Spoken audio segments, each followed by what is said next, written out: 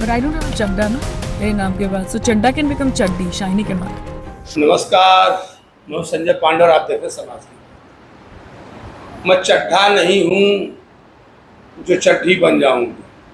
आपने सुना होगा सयोनी घोष को, काफ़ी चर्चा में थी और टीएमसी की बड़ी फायर ब्रांड नेता।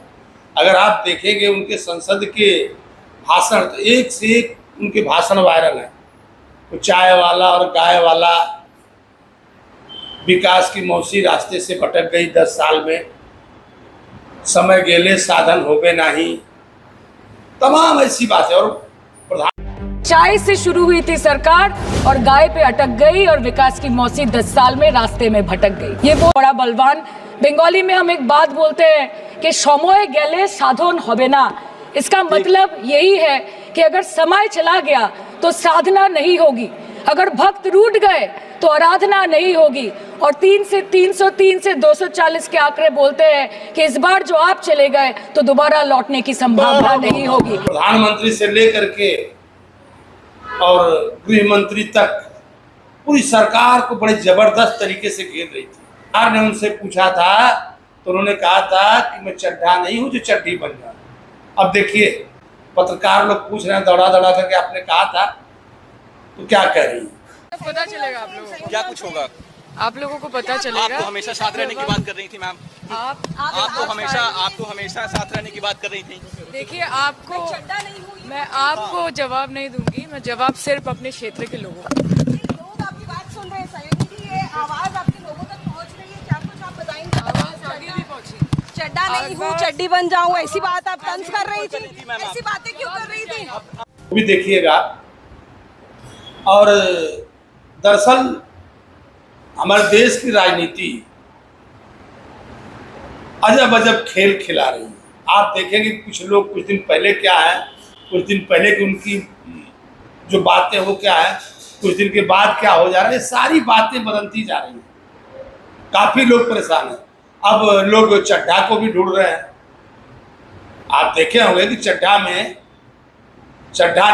सदन में जो भाषण, और उन्होंने एयरपोर्ट पर समोसे और पानी की बोतल के शायद दाम तो कम करवा दिए, लेकिन ये तो ज़्यादा लोगों को नहीं मालूम पड़ेगा कि उन्होंने पानी के बोतल के दाम कम हो गए एयरपोर्ट पर, क्योंकि सब लोग तो जाते नहीं। लेकिन उन्होंने कुछ ऐसी बातें कही थी कि नहीं, जो मेडिकल में दवाओं के बारे में, जो प्राइवेट हॉस्पिटल है उनके बारे में, तो क्या वो सारी चीज़ें चड्ढा के पाला बदलने के बाद सही हो गई? और जो सबसे बड़ी बात थी, चड्ढा ने जो जोर दे करके कहा था मोबाइल कंपनियों के बारे में, ये उनका मुद्दा, ये उनकी बात काफ़ी जो आम जनमानस था उसको छू गई थी कि नहीं, अब इनकमिंग बंद नहीं होगी, इनकमिंग चालू रहनी चाहिए।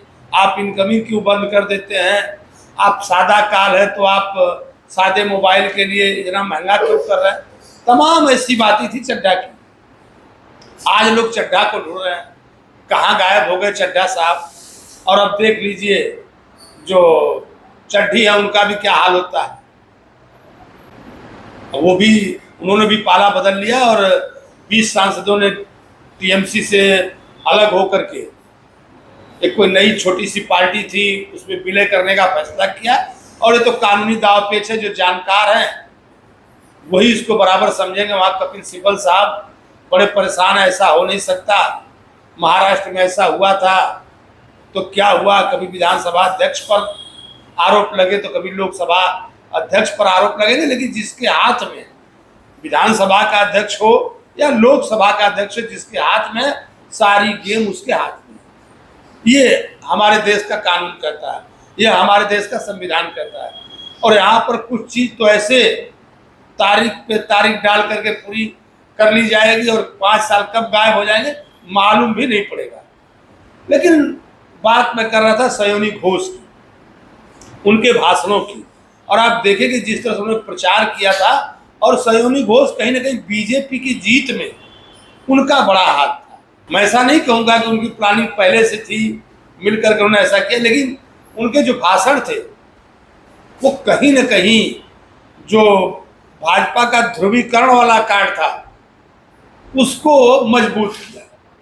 जिस तरह से उन्होंने तुष्टीकरण के रास्ते पर अपने कदम बढ़ाए, अगर आप देखेंगे उनके प्रचार में उनका गाना बड़ा वायरल हो रहा था कि सुनिए उसको। আমার হৃদয় মাঝে কাবা নয়নে মদিনা, আমার হৃদয় মাঝে কাবা নয়নে মদিনা। मोरा काबा नैन मदीना, इस तरह के गाना। और कुछ दिन पहले उनका एक आपने देखा होगा किस तरह उन्होंने शिवलिंग पर एक कांडोम चढ़ा करके वायरल किया था, उसके लिए उन्होंने माफी मांगी थी। एक पुराना था, लेकिन कहीं ना कहीं ये तुष्टीकरण वाली बात थी। काफी कुछ मुस्लिम वोटरों को लुभाने के चक्कर में सयोनी घोष ने जिस तरह से आप देखिए गाना गाया कि दिल में मेरे काबा नैन मदीना, बंगाली में गा रही थी। तो कहीं ना कहीं इन सब बातों से जो वहाँ की हिंदू लाभी थी वो भी कहीं ना कहीं एक हो गई। उसको लगने लगा कि कहीं ना कहीं सिर्फ उसको लगने लगा कि जो टीएमसी पार्टी है सिर्फ मुसलमानों की बात कर रही है, उसको मुसलमानों के सिर्फ 25-30% वोट से मतलब है, उसे हिंदुओं के वोट से मतलब नहीं है। और यह बात समझाने में शुभेंदु अधिकारी से लेकर के बीजेपी के तमाम नेता कामयाब हो गए। उन्होंने ये बात लोगों के बीच में बखूबी बता दी थी कि आप देख लीजिए, सयानी घोष का गाना देख लीजिए, इनकी बातें देख लीजिए, ये सिर्फ और सिर्फ, और ऊपर से जो कुछ टीएमसी के नेता जहांगीर का झुकेगा नहीं वाला, वो कौन सा वो पिक्चर में कोई डायलॉग था, झुकेगा नहीं, आजकल उनकी भी चर्चा जरूर पर है, नेपाल के बॉर्डर से पकड़े गए थे। ऐसे लोगों ने मिलकर के इस तरह का माहौल पैदा किया कि जिससे वहां पर बीजेपी की सरकार बन गई। और सरकार बनने के बाद आप देखिए जिस तरह से टीएमसी में टूट हुई, इतनी बड़ी टूट, अगर छोटी मोटी होती तो कोई बात थी, तो क्या वहां के पब्लिक के बीच में जो नाराजगी थी, उन नेताओं को ऐसा लग रहा है कि नहीं हमें उसके बीच में रहना है, या वो अपने लिए सुरक्षा कवच बनाना चाहते हैं?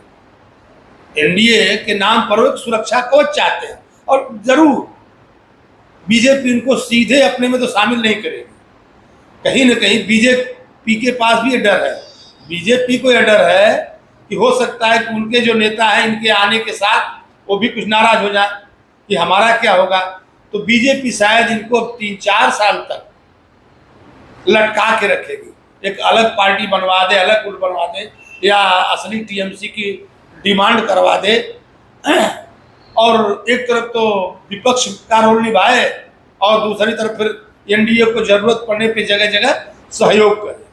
क्योंकि आप देखेंगे किस तरह से जब ये महिला आरक्षण के साथ साथ जो परिसीमन वाला बिल था वो लटक गया था, और राहुल गांधी काफी अपनी पीठ थपथपा रहे थे, काफी विपक्ष खुश था कि हमने पहली बार मोदी सरकार का कोई बिल गिरा दिया।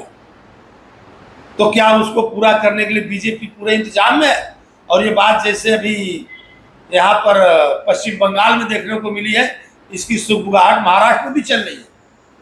उद्धव ठाकरे इतने डरे हुए हैं कि कल उन्होंने अपने पार्टी की मीटिंग बुला ली, अपने सांसदों को बुला लिया। हालांकि 4 लोग आए, 5 लोग उसमें बोले वर्चुअली आ गए कि हम लोग कहीं बाहर आए, हम आए आपके साथ। अब हकीकत क्या है, कौन साथ में है? जब ममता बनर्जी के साथियों का लोगों ने हाल देख लिया, जो लोग बड़ी बड़ी बात करते थे उनका यह हाल हो गया, तो किसी का आजकल क्या भरोसा? किसी भी नेता का कोई भरोसा नहीं है कि कब अपनी सहूलियत के हिसाब से वो पाला बदल ले। इतनी ऐसा कानून अपने देश में बनाया गया। पहले 3rd वाला कानून लाया गया था कि नहीं, अगर आप दल बदल करते हैं तो 1/3 के साथ कर सकते हैं। 1/3 वाली बात थी, वाजपेयी जी के समय में उसको 2/3 2/3 कर दिया गया, लेकिन उसके बाद भी 2/3 संख्या भी लोग हासिल कर ले रहे हैं। कमाल की बात है, 2/3 संख्या भी हासिल हो जा रही है। और इसी का डर कहीं ना कहीं उद्धव ठाकरे को सता रहा है। और सबसे ज्यादा परेशान अगर कोई है तो संजय राउत। आप देखेंगे कि वो विपक्ष को मजबूत करने के चक्कर में, और बार बार उनके बयान आ रहे हैं कि हमारी सरकार आएगी तो ऐसा हो जाएगा, वैसा हो जाएगा। काफी परेशान दिख रहे हैं। उनको लग रहा है कि जिस तरह से बीजेपी अपने उर्स पर जा रही है, उसको देख करके कहीं ना कहीं घबराहट जो विपक्षी पार्टियां उनके मन में हो रही है कि कैसे एक के बाद एक किला बीजेपी फतह करते जा रही है अपने पूरे जोश में। और पश्चिम बंगाल की जीत ने तो मानो बीजेपी को एक तरह से वो पावर दे दिया है कि उसके बाद से लोग, जितनी भी सारा विपक्ष है, सभी डरने लगे, क्योंकि ममता बनर्जी जैसी नेता और उसके पार्टी के अंदर जो अनुशासन था, लोग जो ममता बनर्जी को मानते थे, उनका ये हाल हो गया।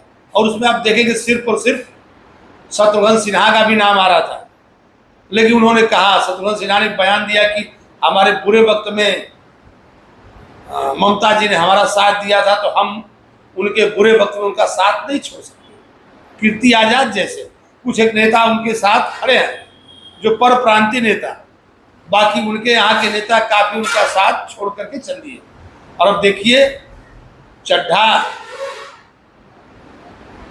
और चड्ढी आगे ये लोग क्या क्या गुल खिलाते हैं। फिर मैं इसी राजनीतिक विश्लेषण पर आपके साथ होगा, तब तक के लिए धन्यवाद।